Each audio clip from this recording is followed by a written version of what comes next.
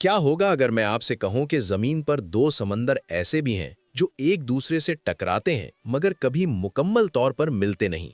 न कोई दीवार, न कोई रुकावट नजर आती है, फिर भी एक हद कायम है। ये कोई अफसाना नहीं, ये हकीकत है। और हैरत की बात यह है कि इस हकीकत का जिक्र आज से 1400 साल पहले कुरान मजीद में किया जा चुका था। अल्लाह ताला फरमाते हैं कि उसने दो समंदरों को छोड़ दिया। वो मिलते हैं मगर उनके दरमियान एक पर्दा है जिसे वो पार नहीं करते। आज साइंस हमें बताती है कि मुख्तलिफ समंदरों के पानी की नमकियात, दर्जा हरारत और कसाफत का फ़र्क एक कुदरती हद पैदा कर देता है, जिसे हैलोक्लाइन कहा जाता है।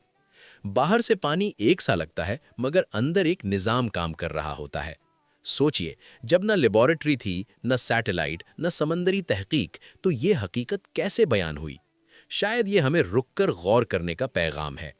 अगर आपको ऐसे मौज़ूआत पसंद हैं जहां ईमान और इल्म एक साथ चलते हैं, तो वीडियो को लाइक करें, कमेंट में अपनी राय दें और सब्सक्राइब ज़रूर करें, क्योंकि यहाँ बात सिर्फ मालूमात की नहीं, शऊर की होती है।